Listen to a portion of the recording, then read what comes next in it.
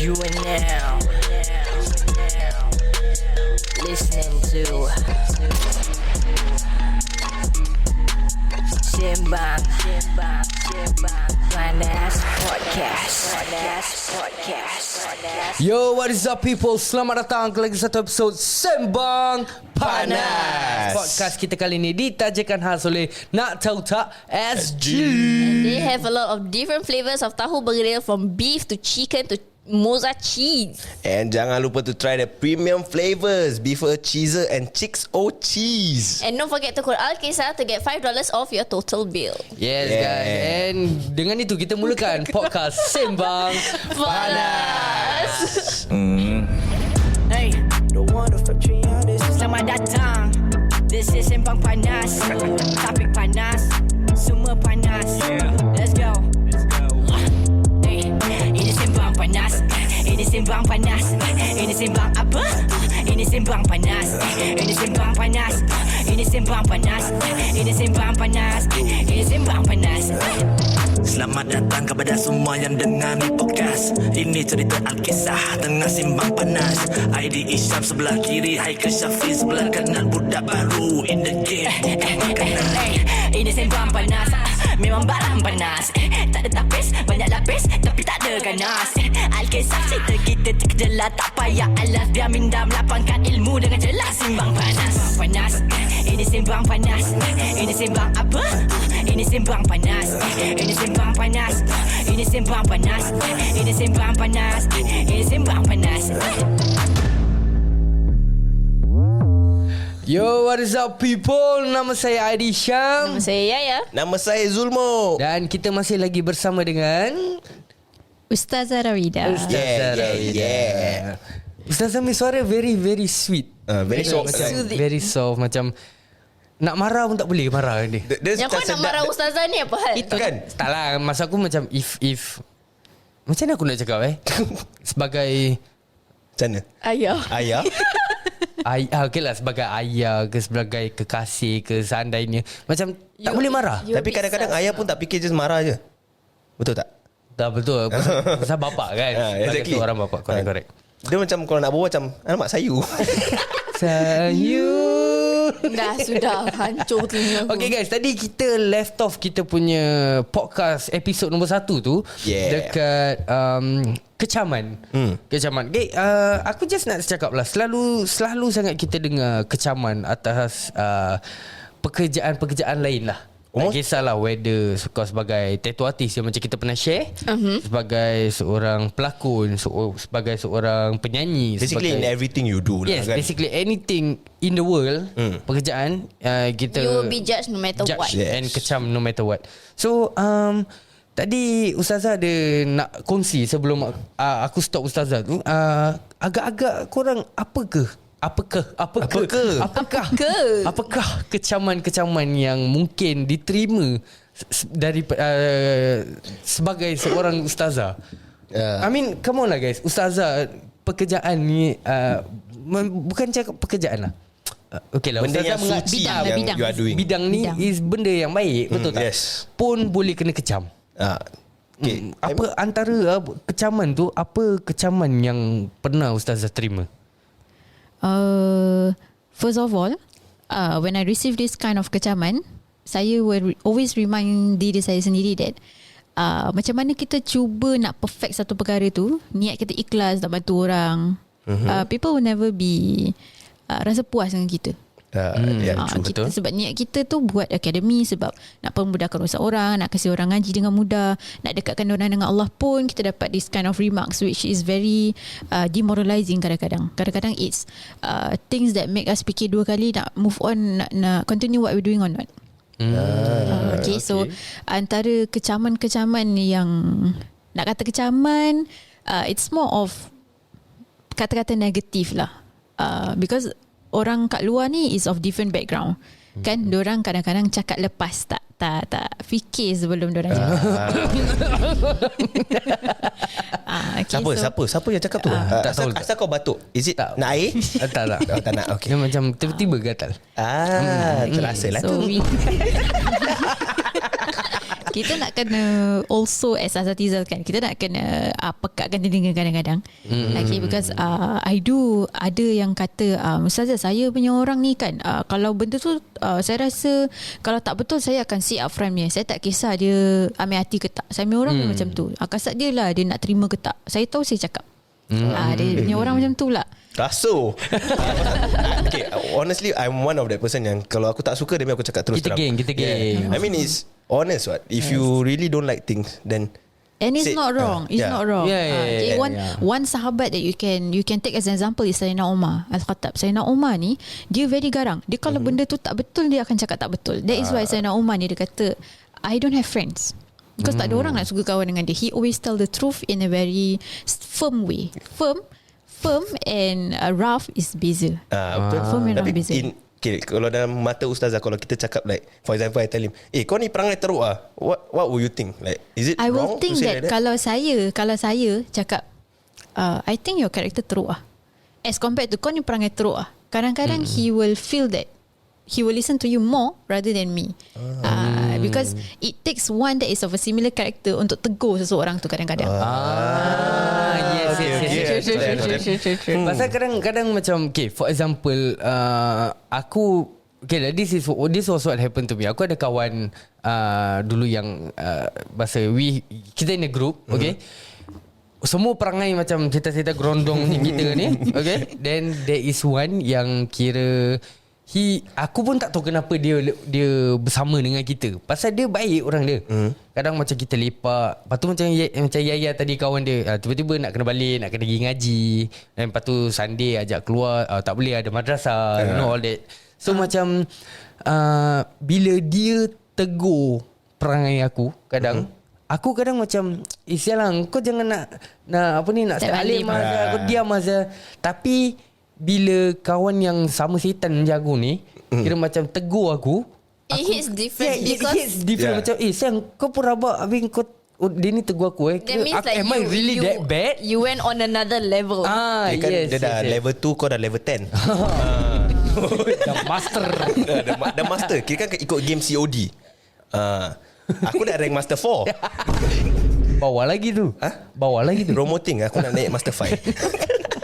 Tapi it's true though, like you want, like if you want to go nak baik, nak to be better, I think the right person is orang yang betul-betul they have the same level as you. Yes, correct. Yes, but I mean, kalau nak tunggu benda tu happen, kadang-kadang it's very tough. Because if you are in a circle of friends, very rare yang tiba-tiba satu orang tu out of the blue tiba-tiba dia nak tegur kita. And talking about kecaman kan, the example that you give, kira technically yang kawan yang baik tu tadi dah kena kecam indirectly. Because niat dia nak tegur macam, brother, I think you should do something kan, kita orang dah makin tua, bila kau nak start. Atau kita macam ni kau siapa nak ajar.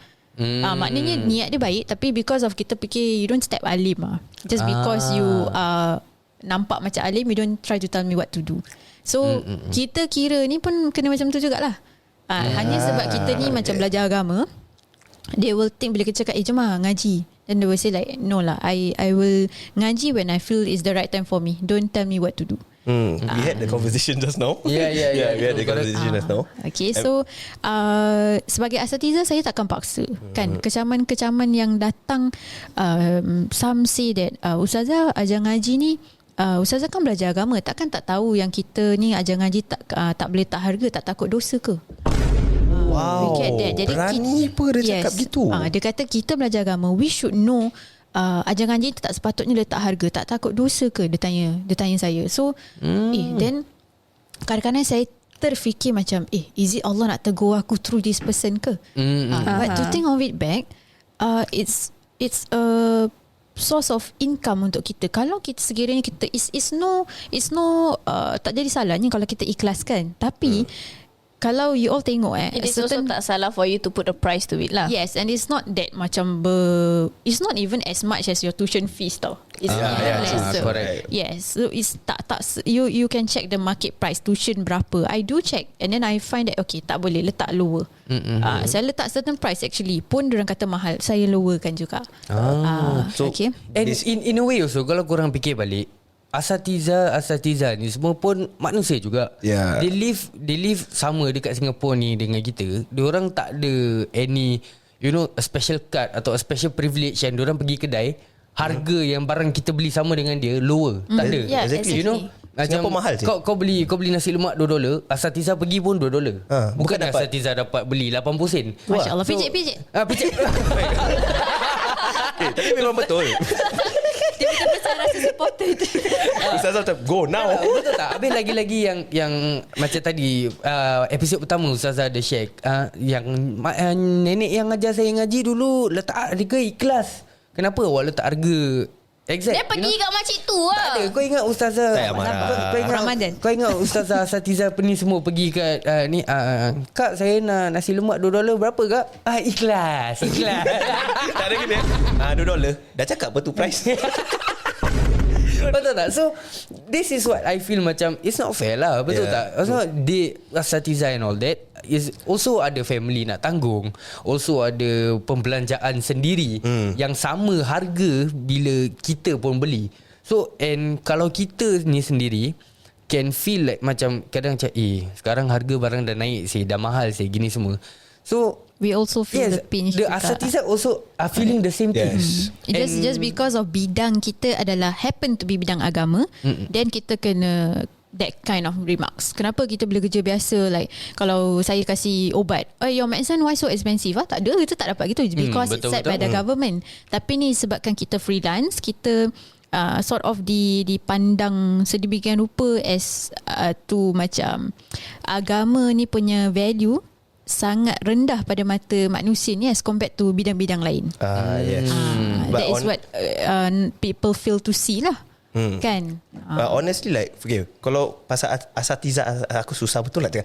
Ustazah dengan ustaz nak Orang kalau mulut jarang mengaji, memang selalu gitu. Susah nak sebut-sebut kata-kata lagi. Aku collect tapi you get it soon. I mean like ustaz dan ustazah like they tak nak cakap they charge because for a reason what. Yeah. Takkan for example you put a pelakon, they also charge you for like a price lah. A price, but jangan nak macam merepek sangat the price. Like make sure it's reasonable. They also Correct. set like they set this price is because diorang tahu yang they are this price. Correct. Yeah. So But that one is different what. If like pelakon is based on their worth, their net worth. Yeah, But like for like maybe this one you can compare it to macam if you go to a tuition center outside, you go for like maths tuition, science tuition. Like all of these people, they study up to a certain like level that and they spend a lot of money to be where they are and they put what The price accordingly like that. accordingly. That's what you mean. So it depends on the person's status. So Yes, so you see from what you are trying to say, it's okay for a tuition teacher yang mengajar maths ke English ke to put a price pasal diorang pun belajar. They use their own money to and belajar. you don't hear your parents complaining like, ni asal mahal sangat but, semua. but why But then asal ustazah you Picit Ustazah. then why like if you say is to kan susah betul tak ngaji. dia attack diri sendiri dulu. Dengan aku sebelum dulu, kau cakap sebelum kena attack. Okay. I mean like why when ustazah set a price for them they will kecam. It's like tak fair apa.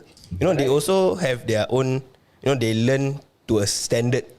I wouldn't say standard, but you learn for To a level that they understand more than you. and saya going rasa- through having to get the cert, the Correct. ARS certification. And I feel like it's not easy, right, ustazah, to get the cert.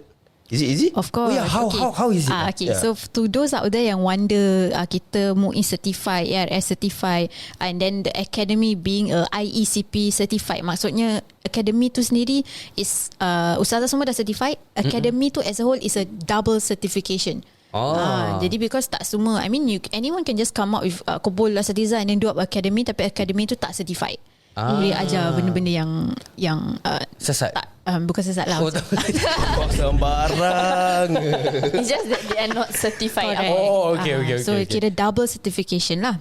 Itu pun tetap orang tanya, are you really certified because you are from secular, even though with the certification. So manusia tetap manusia lah kan. I mean like if Yeah. you kira kan would you take someone yang tak ada certificate You know, like to work together with this Al-Jannah? Is there, or in other words, is there any asatiza that is not ARS certified yet under Al-Jannah? For those yang pending punya, yes, I did ask Muiz lah. Kalau pending boleh tak? They say they are more stringent nowadays. Kalau dulu boleh, sekarang tak boleh. So I will advise them get the certificate first, then I will gladly join. Yes, ask them to join. Because saya kalau boleh, asatiza ni sejak COVID, their income sangat-sangat affected.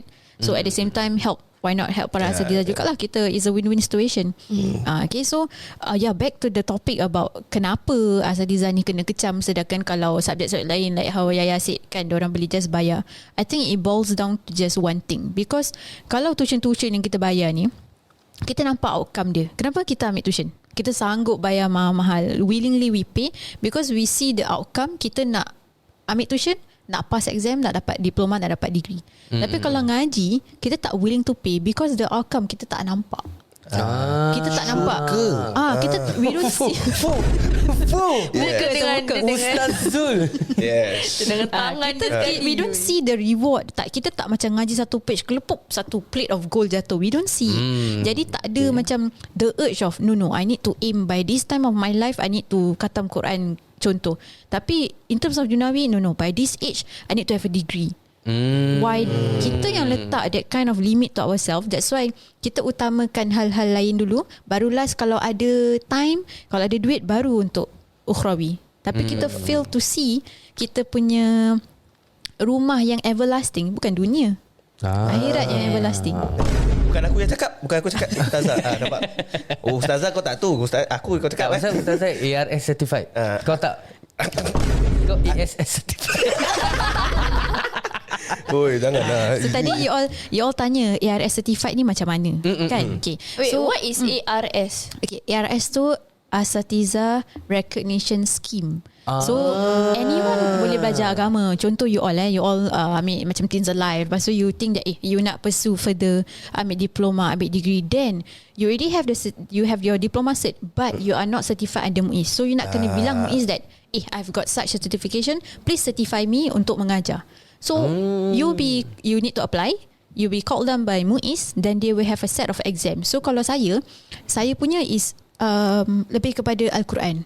So ustaz tu happen to be my ustaz masa saya ambil degree. So dia kasih saya satu teks Quran, which I cannot choose the surah. Okay, lepas tu dia suruh baca. So saya aircon dia sejuk gila. Main point. Dekat masjid Siglap. Ingat ustazah cakap pasal aircon aku.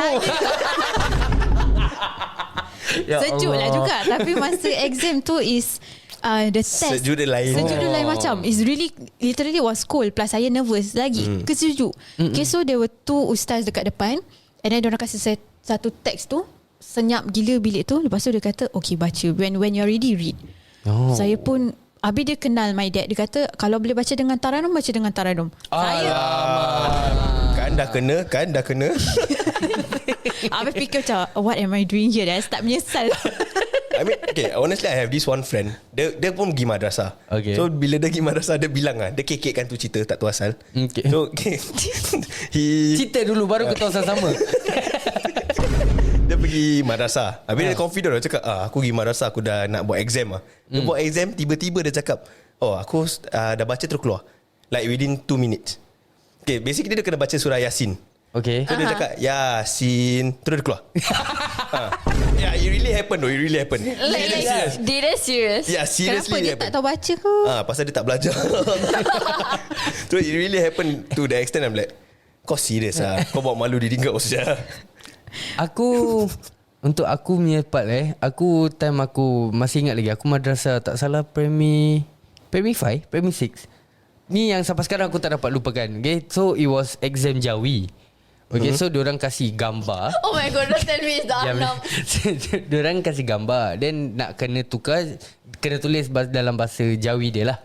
So macam ada the first ada gambar Arnab tak salah. Jadi aku tulis lah dengan confident Arnabun. Betul kan? Bukan betul kan? Jawi ke Arab? Entah, Jawi ke Arab? Maksud Arab. Ustazah tak cakap Ustazah balik. Then after that ada gambar kerusi. kursi. Kursi. Ah, Jadi aku letak kursiun. Oh, dia tambah UN. Betul kan? Lepas tu? Kali lepas tu ada gambar tingkap. I feel like I know where this coming from. Tingkap pun. Astagfirullah. Yang penting aku pas. Aku pas. I mean like pattern recognition. Yes. Lain tak aku pas lah. Wallahualam macam mana aku pas. Mungkin Wallahualam. markah effort. Mungkin Tuhan nak tunjuk kau sepatutnya go further. Boleh go further. Itu kalau aku cakap kira the last question kan. Ustazah saya minta maaf saya tak belajar. Tolong lepaskan saya. Tu je mesti aku cakap terus terang. Okay, Ustazah, saya nak tanya. Jadi dalam banyak-banyak kecaman yang Ustazah pernah terima ataupun tim Ustazah pernah terima, mana satu kecaman yang sampai sekarang betul-betul kira macam menusuk, betul-betul yang Ustazah betul-betul tak dapat lupakan?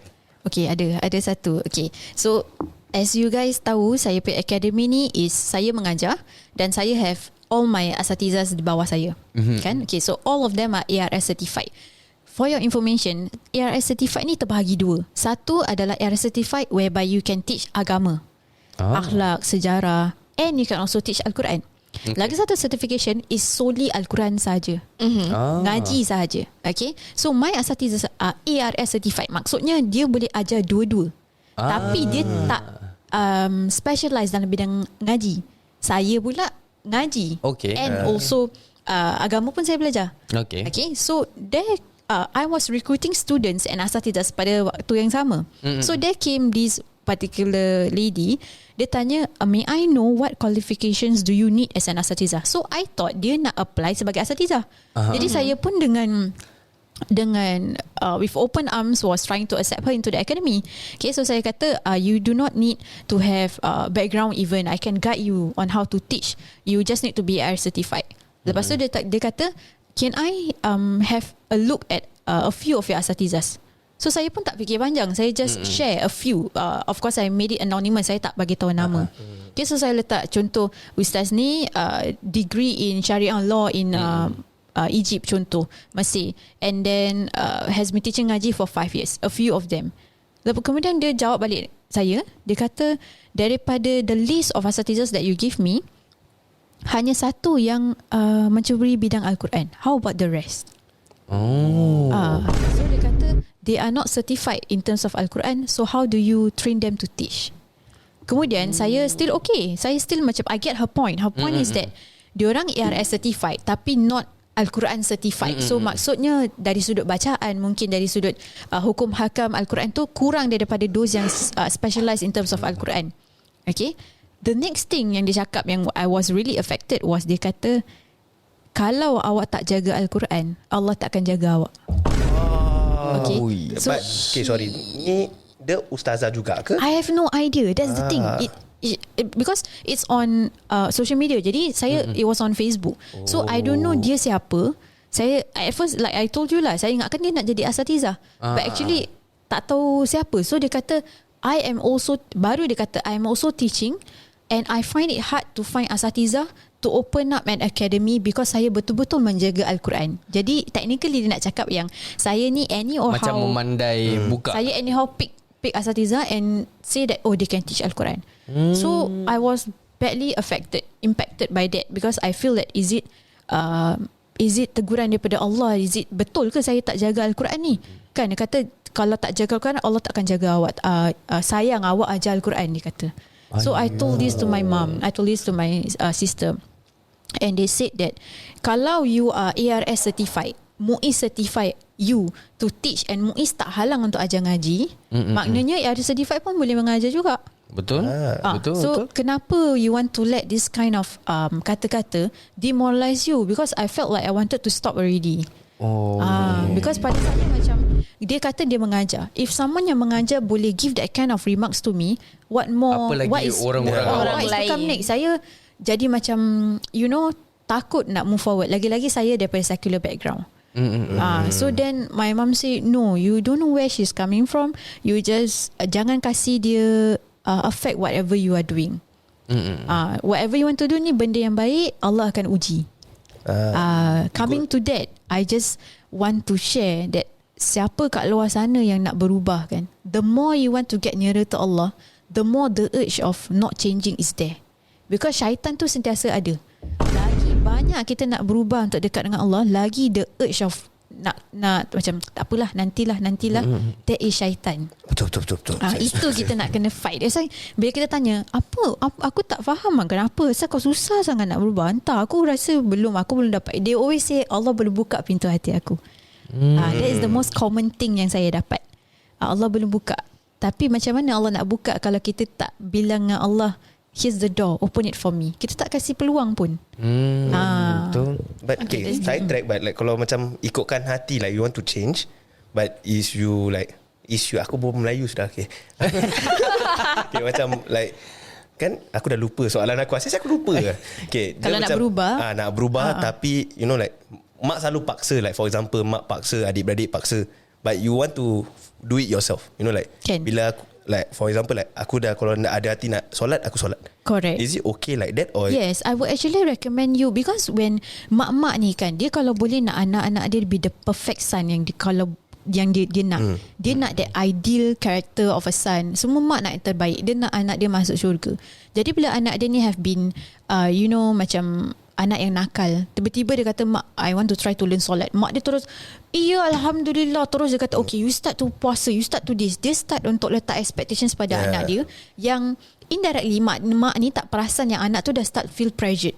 Tak apa, nanti aku nak berubah, mak. Daripada nak berubah slow-slow, take my own time, mak aku suruh buat ni gini, baik tak payah.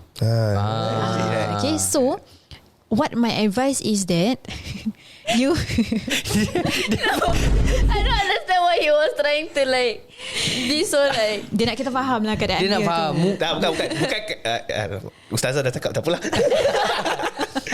Mungkin it hits deep lah. Yeah. It hits deep. I mean like it's not wrong to be upfront to your mom. Cakap, okay mak, I know what I've done in the past. I've been this. Mak pun tahu apa what I've done. Tapi now I want to change, but let me do at my own pace. Mak jangan paksa apa-apa.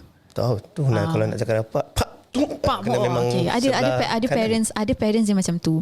Okay, so you can do it silently, sendiri-sendiri at your own time. Yeah, I'm doing it. Jangan buat. So Mama, I love you very much. If you hear this, I love you. Yeah, so macam Ustazah share tadi, I really feel like this is in a way like very serious. Pasal this kecaman thing can go both ways lah. Pasal there's like kecaman on the asatizahs, and also there's kecaman atas on those that want to learn and want to change. So both ways pun aku rasa can make it really affect someone. Like what Ustazah said, she almost wanted to give up, you know, and then at the same time macam people like daripada nak belajar, asyik kena kecam, tak jadi nak belajar. Yeah, true. So here's one thing macam I really don't understand, why is it that bila nak buat sesuatu yang baik ni still people masih lagi nak kecam. I mean like any normal human can just tell you macam dia nak buat benda baik apa. Asal kau nak kecam dia, biar dia. No, why do people actually have this kind of, macam mana nak cakap, mentality to bring someone down and then just drag him. Okay, mungkin they think like, okay, kalau aku cakap gini, it will bring your moral up to like, okay, nak berubah lagi. Kira kan it will give you macam like, oh, let me prove you wrong, that type of spirit. Yeah, but some of them like put it like, kau kecam aku, habis kau macam demotivate aku, you know, demoralize yang aku ni tak boleh buat. Yeah, so maybe atau maybe macam kalau kau fikir balik, okay, macam si yang mengecam tu dia feel threatened in a way. Do you guys feel the same way? Threatened macam as in like they're left macam out. dia ni nak berubah, then kau rasa but macam you are not ready yet. Okay, one example, talking about what Brother Adi said, one example is this particular student, dia cakap dia nak ngaji, tapi dia cakap mak dia cakap dengan dia jangan ngaji. Mak dia tak tahu, dia kata she have been wanting to ngaji all the while, tapi mak dia asyik cakap tak payahlah. Sedangkan ni benda baik. Okay, then finally one day mak dia open up dengan dia. Rupa-rupanya all this while anak dia ingat mak dia tahu ngaji. Rupanya mak dia tak tahu ngaji. So because of the mum tak tahu ngaji, anak ni nak start berubah, mak dia takut anak ni nanti will find out yang dia actually tak tahu ngaji, mak dia akan jatuh maruah dia. So just because she doesn't know, she doesn't want the family to move forward. Sama, jadi dia takut malu. Setaraf lah The kan. problem is in terms of hierarchy, in terms of status, mak bapa ataupun abang kakak yang lebih tinggi, they start to feel embarrassed when yang lebih muda nak start berubah dalam keluarga. Yes, So yes, yes. instead of diorang cakap, instead of macam rather than alamak, dia kalau belajar dia tahu solat, habis dia tahu aku tak tahu sembahyang. So tak apa, lebih baik kita engkau nak berubah, sudahlah. Dia try to demoralize person ni supaya dia tak move forward. Jadi Apa? Kadang-kadang nanti kalau nak solat tapi nanti dia demoralize lagi macam, kau ni step solat je. You know that kind of thing. So Correct. Aku rasa Kau should balik question lah. there's a lot of things that happens with this kind of scenario. One that I know of is as simple as bertudung. So in the family, like the mom, the sisters, the brother, takkanlah the brother saya bodohnya aku. So, tak bertudung lah. Jadi bila the youngest one nak start bertudung kan, and then macam gitulah, mak dia demoralize dia, kakak dia demoralize dia, kau tak mau stay alim lah and all that. So dia kadang dia keluar rumah tu sampai ke tahap I know one that keluar rumah tak bertudung. Tapi bila nanti dia pergi dekat the nearest toilet somewhere, dia akan put on the hijab and then go lead her normal day lah. Macam then lagu. bila balik lagu apa? yang Bukan, itu keluar buka tudung. Lain. Itu mina-mina tudung lain. tu lah, aku nak nyanyi tu lagu. Jadi and then bila dia nak balik tu, dia akan buka tudung dia dekat toilet yang sama. Then dia balik. These people deserve the most amount of respect because dia nak berubah kerana Allah, tapi keluarga dia is a hindrance for her sampai dia sanggup go to that extent. Kalau orang lain sudahlah, family aku tak support, for what like that? They are the people that mean so much to me, but they are the ones against me. So buat apa aku ubah? For what? Tapi kalau orang macam ni yang I give as an example, maknanya dia buat tu kerana Allah. But what if macam like, okay, I have this one friend that pernah like tell me lah that she really wants to start wearing the tudung, and her mom is wearing a tudung, but every time she wants to wear, the mom is like, no, don't wear it. Mak dia pakai tudung, tapi mak dia tak galakkan dia pakai tudung. Don't know, like the mom just say that, janganlah nanti kau main-main lah, nanti kau buka lah ni semua. But then she herself feels that she's very ready, and her dad support her. But it's just that the mom is like, and then I say lah, okay, why not one day like just try lah, bila nak keluar with family, you just pakai your tudung. So like nanti bila dah nak keluar, like your mom like nak stop you susah what. It's a fear of the mum yang dia takut nanti bila anak tu dah pakai tudung, keluar di halayak ramai, lepas tu nanti her fear is that what if one day anak dia ni kira hangat-hangat teh ayam. Hangat teh ayam means sekejap je dia pakai, lepas tu dia buka. Nanti apa dia orang cakap, anak dia hari tu pakai tudung, sekarang buka macam mana, tak tahu didik anak.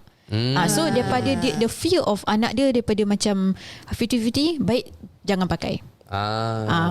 Kira kan Dia macam kadang buka, kadang pakai, kadang buka. But if she is very very very sure, plus dia punya father support, then go for it. Because bila kita ni, kalau we're talking about tudung right here, kalau kita nak cakap pasal ngaji, nak cakap pasal any form of goodness, dia, how I see it is two things. Pertama, kalau Allah betul-betul sayang dengan kita, Allah betul-betul nak naikkan kita punya darjat, He will afflict us with trials. Like that's why if you all perhatikan betul-betul, lagi you all nak dekat dengan Allah, lagi banyak ujian. Betul. Lagi banyak ujian. Okay, so trials ataupun benda macam ni, it comes from Allah pertama. Maknanya kita kena pass that test first. Kita kalau ambil exam dekat sekolah, kita dah ambil secondary school O-level, the next test kita tak akan ambil O-level lagi. Kita tak akan ke mana kalau kita ambil. Allah akan kasih kita diploma. Dah ambil diploma, there's no point taking another diploma with the same bidang. Kita akan ambil degree, and that's when your gaji naik, your status naik. So sama juga dengan ujian. Kalau Allah give you the same level of ujian, you're going nowhere. Situ-situ je. So Allah, you find that each time you pass one test, Allah kasih lagi worse. Tapi the problem with us, kita akan cakap nasib aku macam kentang lah, lepas satu-satu. Tunai macam selalu bercakap Tapi dia tak perasan tu actually sebab kita dah pass. So Allah cakap Alhamdulillah you pass, I give you something greater. So tu first, cara pemikiran kita kena betul. Pertama, always fikir, okay, this thing is happening to me right now one after another because Allah sayang aku. So kita kena bersabar. Tu pertama. Kedua, benda-benda macam gini, syaitan ni is all around kita. This conversation, the conversation your friend have with the mum, syaitan dah tahu yang budak ni dia nak berubah. So dia akan pergi dekat si mak dia, bisik dekat mak dia. Anak kau nak berubah. So dia akan try to play with the mind of the mum, hilangkan rasa percaya pada anak tu and keluarkan kata-kata macam ini. Okay, understand. Okay, so it takes both. So it's how you see it. First, kita nak tell Allah, no, ya Allah, you give me an ujian, I'm going to prove to you I can do it.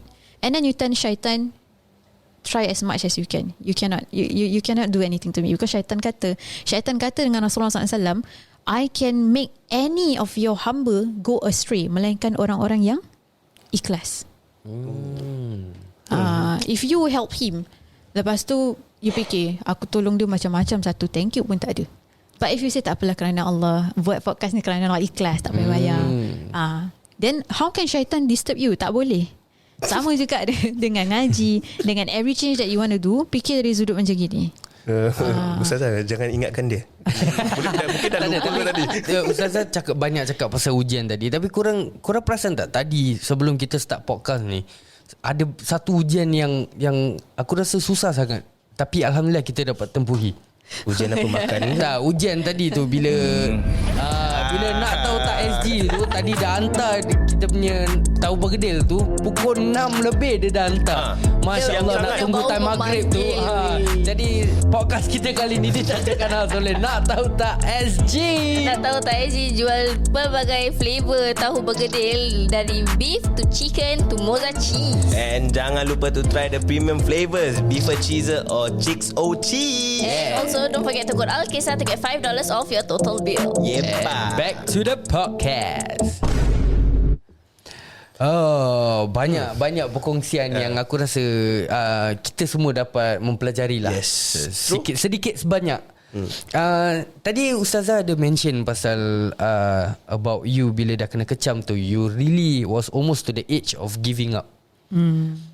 Can I ask, apa yang Ustazah sebenarnya lakukan untuk kuatkan you punya semangat untuk carry on dengan, you know what, I don't care what you gonna say, I'm still gonna do it. What gave you the strength? Because the push. Because honestly, I think that most people yang kena kecaman, kena ujian macam ni, they will definitely macam, you know what, tak boleh lah, too no much point. Yes, correct. Aku lagi-lagi when you want to do something nice, then kena macam gini, lagi orang macam aku buat baik pun tak guna. Dah lah, you know what, orang tak appreciate. I have to remind myself, saya buat ni untuk siapa. Okay. Because if niat saya ni buat akademi ni, of course untuk orang, untuk permudahkan orang nak ngaji, to be there at their own comfort. Saya dah cater pada schedule diorang, nak asatizah ke rumah diorang boleh, online boleh, nak diorang ke rumah asatizah pun boleh. I've tried my best to do any form of adjustments to help them. Yet I get this kind of remarks. So kalau saya nak fikir dari sudut macam tu, saya akan cakap these people are unappreciative. No point. So I have to remind myself, saya buat ni untuk siapa? Kalau saya fikir saya buat ni kerana Allah, untuk saham akhirat saya, setiap huruf yang pelajar baca, ustazah tu dapat pahala, saya pun dapat pahala. That was the point that kept me going. Tu pertama. It doesn't just apply for me lah, pada you all pun sama, to all the para pelajar. Nak berubah, nak belajar ngaji, nak tutup aurat, nak berubah, untuk siapa? If you're going to do it for your parents, for your spouse, for the one you love, akan datang satu masa kata-kata kesat akan datang pada kita. Definitely. Okay, nak tanya dari siapa? Dari orang-orang kita sayang. Okay. Faham. It falls back to the same point. Dari orang yang kita sayang, syaitan akan hasut no one else but orang yang kita sayang, The to nearest demoralize to us. Yes, then Allah akan make use of orang yang kita sayang as a source of ujian. Siapa lagi nak jadi ujian kita kalau bukan orang yang sentiasa ada dengan kita? Okay. Dia kata-kata touching dengan So sentiasa rasa ke kau? remind. Dia banyak touching lah. touching kan macam Dalam 2 episod ni aku rasa dia banyak touching kali. Siapa? Engkau. Aku baru nak cakap support lah aku sekali. Jangan kasih aku seorang je.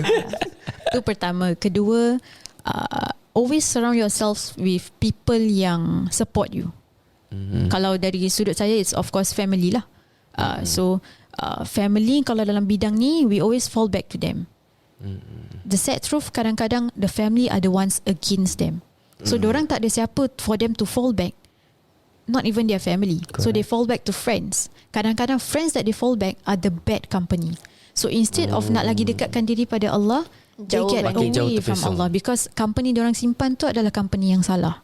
I mean, if the company is very very good, even though like some of the family members will say like, okay, mak-mak saya cakap, kau ni asal pentingkan kawan, you know, but the friends that you have is actually trying to push you to, you know, like, you are okay, you can move on from this, we will help you. Then salah ke, like, you know, like you go with to kira have that support from your friends? Tak salah. Tak. Apa yang salah, it's when you don't strike the balance. Because pada mata mak, kalau dia kata asyik-asyik kawan, asyik-asyik kawan, it might be kadang-kadang kita tak perasan, kita terbesarkan kawan kita lebih daripada mak. Mak terasa macam gitu. So what you have to do is to prove your mom wrong. Kan? To you, your friend is good. So bring your friend home, cakap mak, actually orang dia macam ni. See, can you see that he's trying to help me solat ke apa ke? Prove her wrong. As long as you don't prove her wrong, parents ni kadang-kadang diorang kata lah. Betul. Okay. Betul, sangat-sangat. So nak kena prove dia, buktikan pada dia, do good things together in front of her, prove to her. Jadi dia tak boleh nak kata apa lah. Okay, understand. Yeah. Sedih betul. Okay, Ustazah, yang kecaman-kecaman yang Ustazah share tadi tu, selalunya datang dari golongan orang macam mana? Is it like usually the more elderly ke, the younger generation ke, yang Melayu elitis ke? From where? Melayu From which what? elitis? Like those, you know, atas Malays. You know? Yeah. Tak faham. Okay. you kau tahu golongan yang you feel like macam gimana dia ni step atas yang you know those atas Malay. And you call him what? Malay Elitis. Elitis. The elites The lah. elites. Cream of the cream lah kira. Okay. Elitis. Malay elitis. That's why aku fikir apa sih elitis. Lambat kau tangkap. So which golongan does it usually come from, or is it like Interestingly, generally it's a all? mixture. It's a mixture. Those yang the Malay elitis kan is golongan umur macam kita. Okay, they kadang-kadang they think that they know more than us. Jadi pada I do receive some, dia kata to be honest, I'm skeptical about this para asatizah. Can you don't get me an ustaz, I want an ustazah, because I find ustaz ni diorang seolah-olah nak ajar saya apa saya nak buat. Like So, what? Ni coming from a lady or from a Yeah. man? Amen. I don't understand the sentence actually. Ya, macam lost So sikit. this man, Okay. this man Cakap Melayu. want to engage Al Jannah, but say I don't want ustaz. I want Ustaz ustazah. always like action, always like she teaching me what to do. Always action. Tell me what I need to do, tell me what I need to learn. okay, No, I faham, want faham. ustazah only. You want like the lembut-lembut one lah. So coming from a man, jadi saya find that maybe it might be something yang out of his ego. Dia tak nak seseorang yang ajar ngaji tu just ajar ngaji je. He had this experience, ustaz ni ajar ngaji, tapi dia macam seolah-olah ajar benda-benda lain.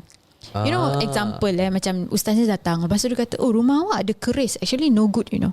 Dia start to pinpoint. Dia orang tadi tak suka, you datang ngaji je lah, jangan sentuh benda lain. But usually ustaz buat gitu ke? Tak ada macam ustazah yang buat gitu. Of course adalah, cuma dia tak kena je. Dia kena ustaz. Dia kena ustaz lah. Yes. So dia kena jadi, dengan dia jadi satu skeptical. fobia dengan semua. Tak semestinya satu ustaz tu buat macam tu. Semua lain ustaz fikir. macam tu. Okay, so itu kalau yang umum macam kita, they have a certain amount of knowledge. Jadi pada diorang, I know as well as you, so don't tell me what to do. Ada pula yang dah berusia. Jadi itu dah problem status pula. No, I'm elder than you. awak ni kira budak-budak hingus. Budak-budak ingus, belajar baru dia diploma, dia degree, dah dapat cert sikit, nak ajar ngaji pula. Saya ni lebih banyak makan garam. Doesn't mean I don't have any cert, I don't know how to teach. Ada pula ada macam tu. Hai makcik nak tak cakap Which saya tak deny because macam you said ustazah yang nenek-nenek, they don't have certs, you know, because the certificate is ditubuhkan only lately. Don't tell me nenek-nenek dulu yang you all belajar kat rumah, cuba tanya ada cert tak? They do not have. Takkan nak pergi dah tengah sakit ke apa, you don't know, like she's sick or what, cannot they walk. don't. Betul. Okay. So yes, banyak usia. Yes, different background. Talking about itu kalau melibatkan age, kalau melibatkan status, you can see from the way they ask whether diorang ni seorang boss atau seorang suri rumah. From the language that they use. Wait, suri rumah tu apa? Sorry, Housewife. Okay. Nak tanya example lagi tak? Ada. So how do you actually see? Like Yeah. How you answer to them, like if they say How I answer from the way they ask tu kita dah boleh agak, but of course we don't judge lah. Macam dia berbawang putih, ni mesti boss ni, mesti kerek ni, tak adalah. Jadi kita pula judge, tak boleh gitu. So we just answer as per normal. Depending on their request, then you boleh nampak. So there's this particular student ni, dia cakap, is this particular ustaz and ustaz in your group? If yes, I do not want him. Saya tak suka ustaz ni. I know him in person, dia kata. wow, I ada said, vendetta. yeah, so sometimes personal issues ataupun certain videos that they see and diorang tak berkenan, and hence the whole academy is tak bagus.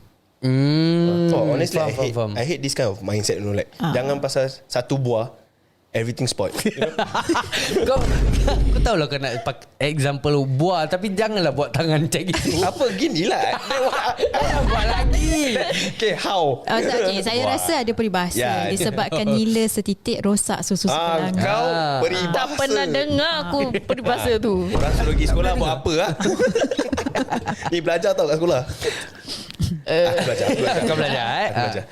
Ustazah, jadi selalunya macam bila ustazah kena gini, ataupun in general lah asatizah bila kena gini, how do you guys cope I mean like, how do you guys tell yourself, tak ada ke korang macam, you know, if let's say this kind of things happen to me lah, for example, I will confirm like go out lah macam, siap dia ni action siap, you know it's a way macam kita Correct. sedapkan hati ke, kadang kita call kau tahu ada ni bodoh siap dia action Tipu lah kalau kita cakap kita ada macam all perfect kan, because para asatizah ni bukan malaikat. We also have macam, alamak dia ni nak ngaji tapi cakap macam ni.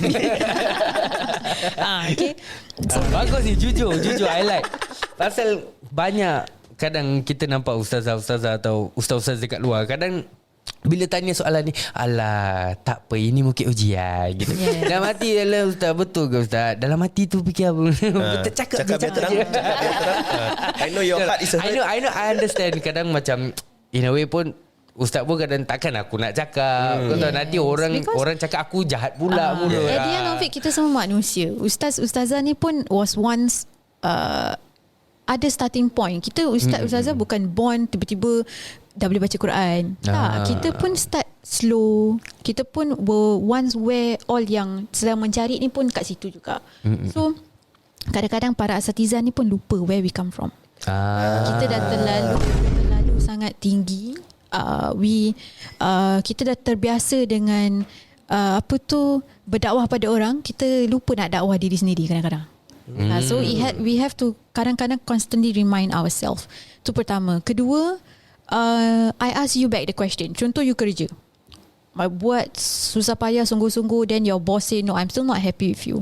Then macam mana he try to pujuk yourself? Good question. Ni kalau saya jawab macam tak sedap nanti. Tak sedap nanti. Tak apalah. Kita engkau buat apa? Apa kalau like a boss or anything to say, I mean like kena terima je lah. Yes. Because okay, for me, dia orang atasan, you know, like he's up there and we are just servers, like working for him, and we get the money from him.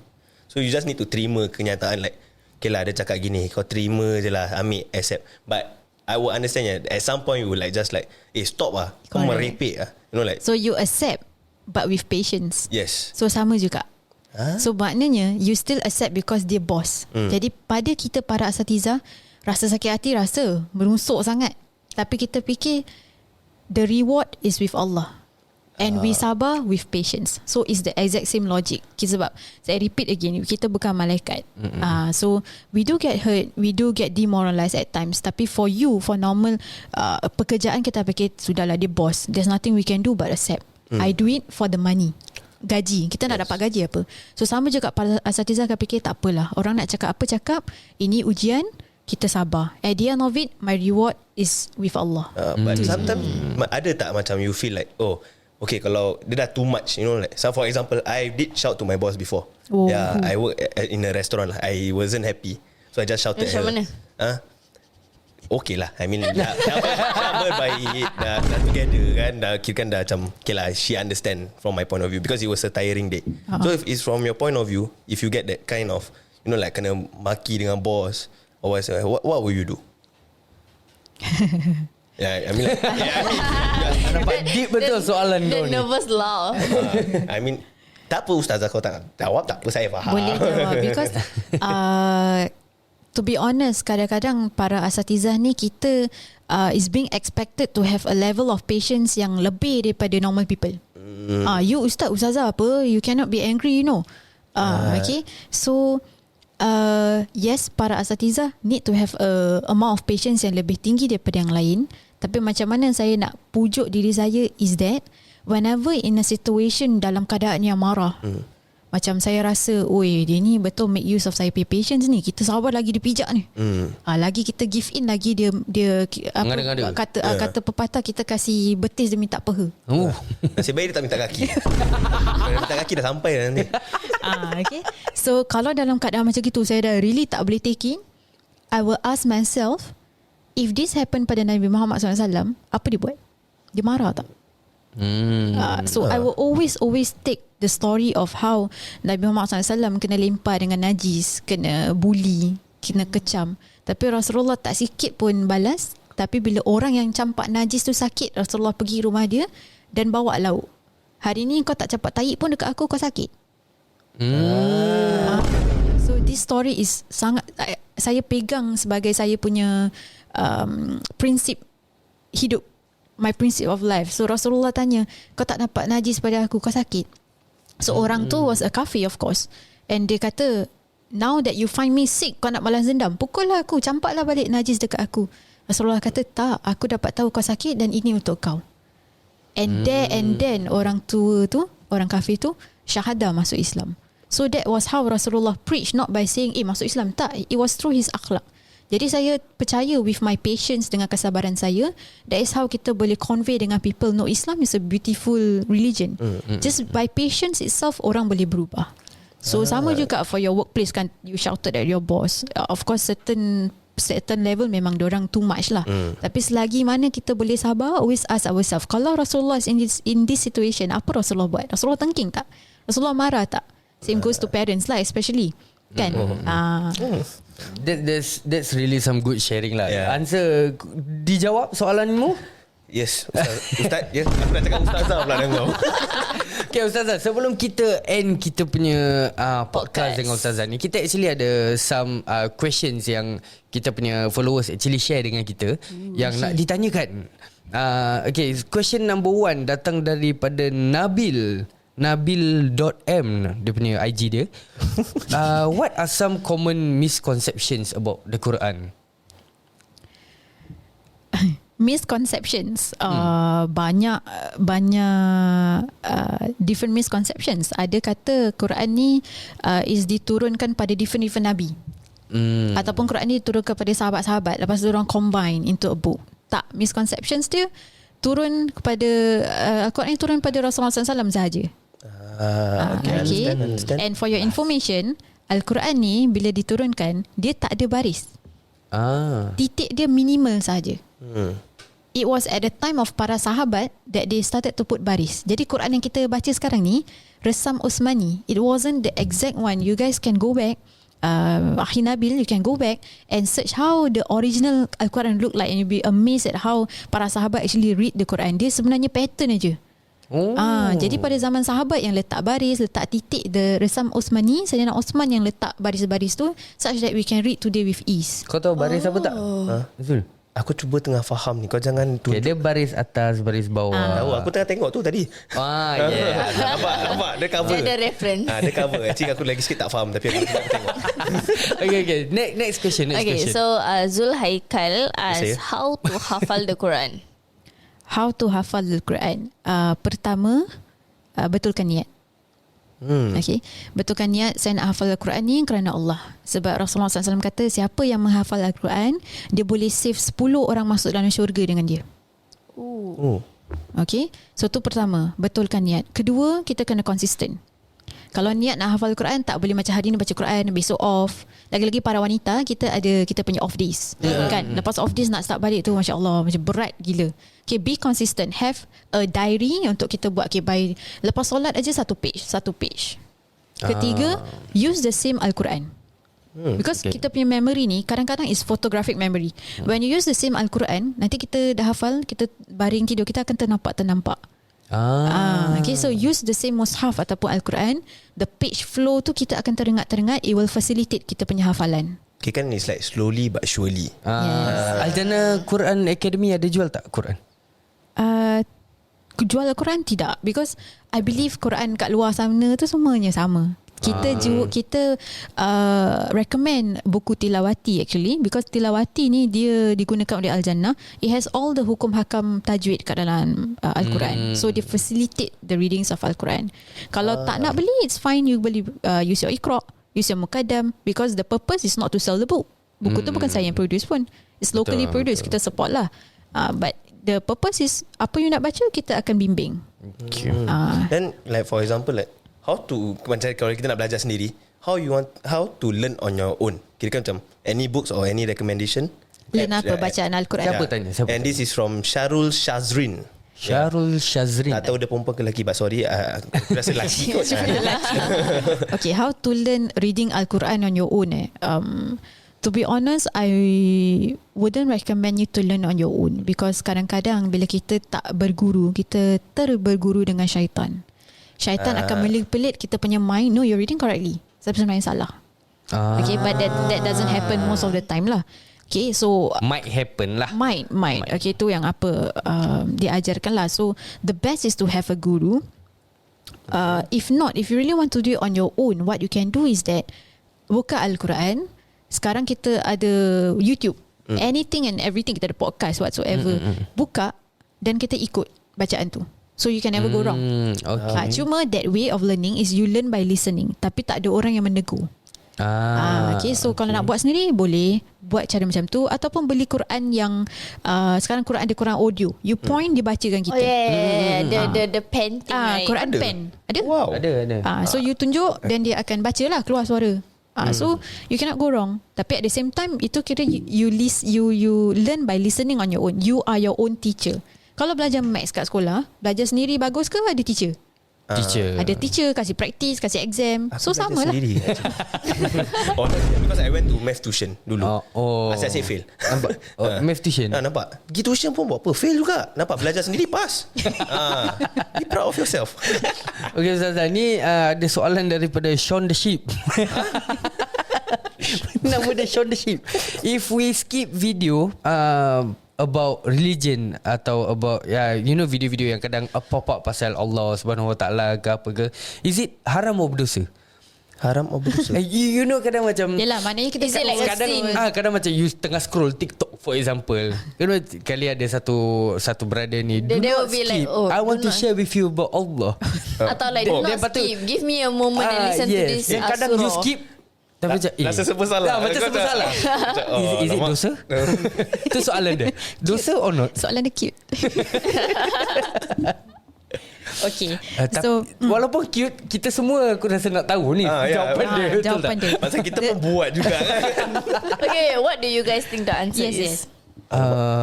You go first. I don't think it's not. I don't think it's not. But- What? I don't think it's dosa, but the way the person in the video say it in the beginning, give me a moment if you love me. Then after that bila aku sikit, aku yang jadi rasa bersalah. Mungkin ini tanda yang ada masih pintu bertaubat untuk aku lah. Kira kan setan-setan tu dah lari lah. Kau nak buka. Lepas tu dah scroll up, lepas tu dah scroll up balik. Rasa bersalah. Tengok je. Okay.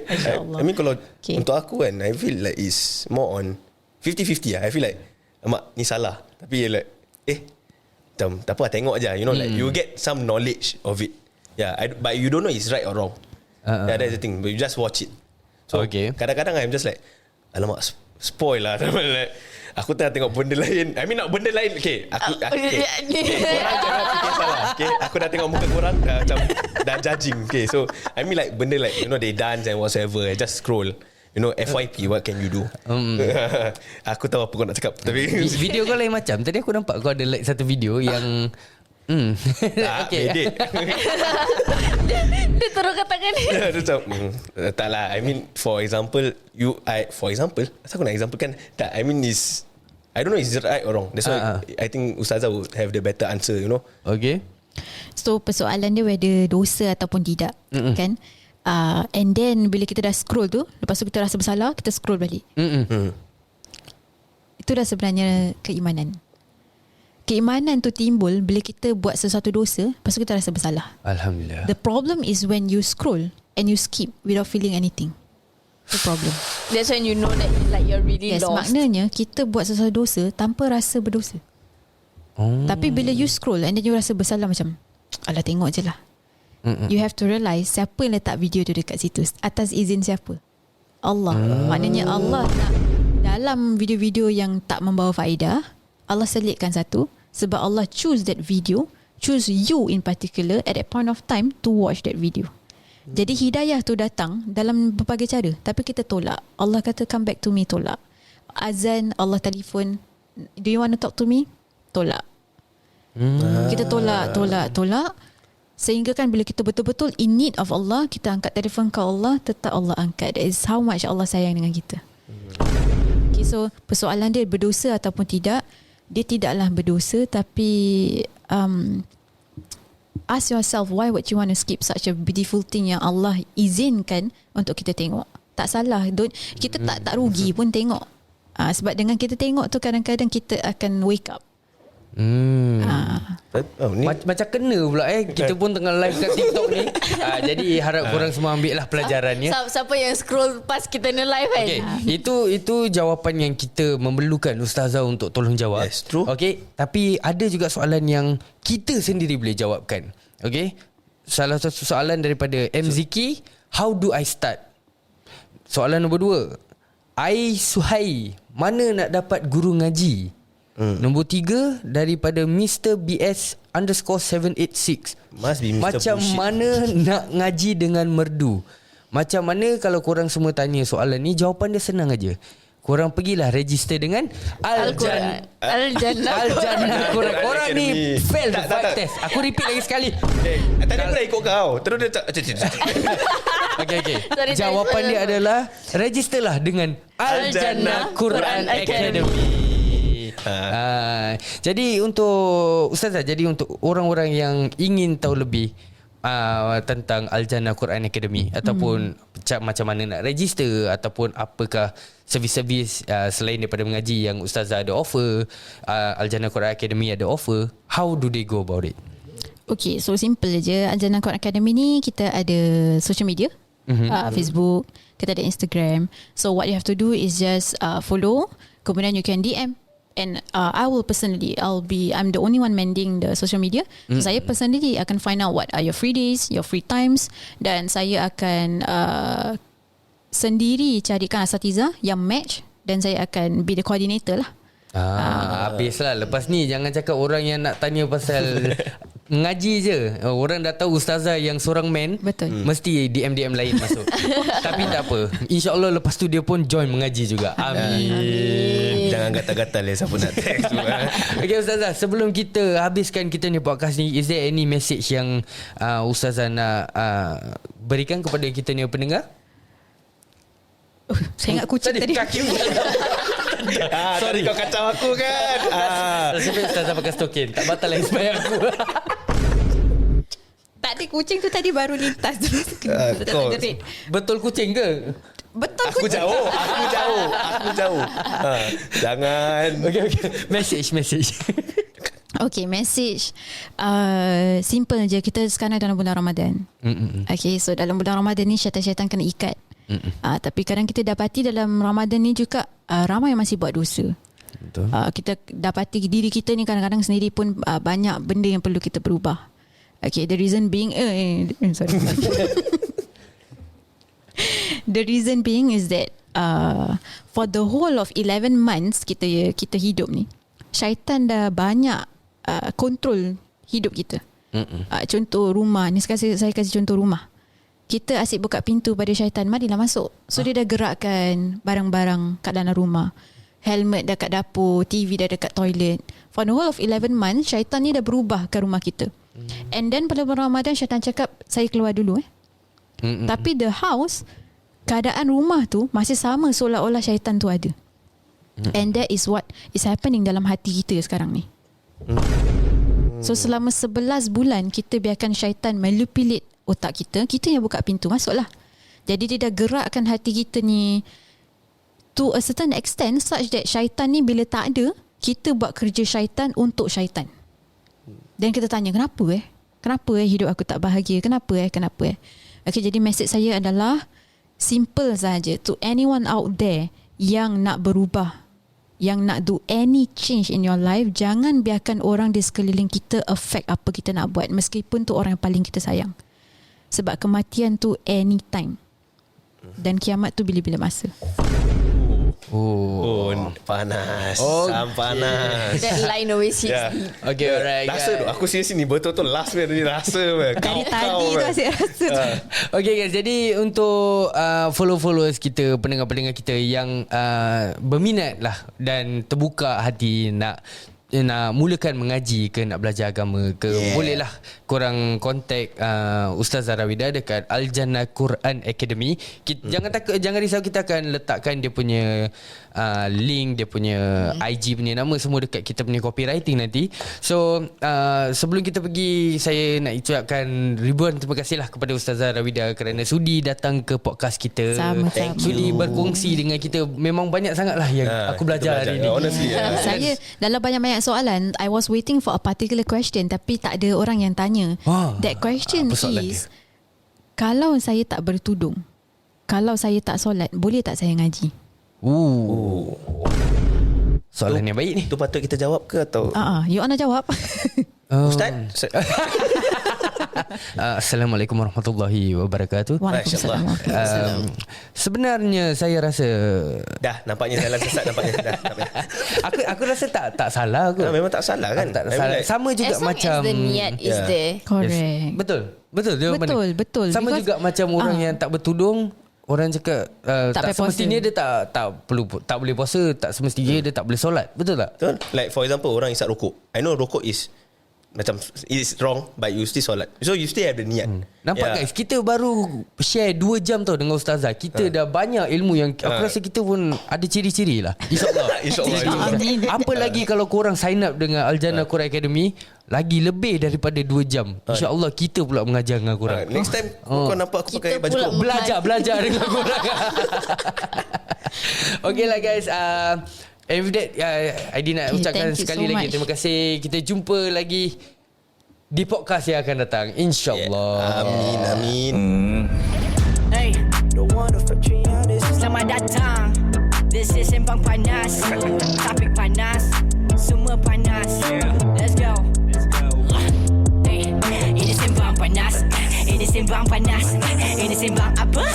Ini Sembang Panas. Ini Sembang Panas. Ini Sembang Panas. Ini Sembang Panas. Ini Sembang Panas. Selamat datang kepada semua yang dengar ni podcast. Ini cerita Alkisah tengah simbang panas. ID Isyam sebelah kiri, Haikal Syafiq sebelah kanan. Budak baru in the game, bukan makanan. Ini Sembang Panas. Memang barang panas. Tak ada tapis, banyak lapis, tapi tak ada ganas.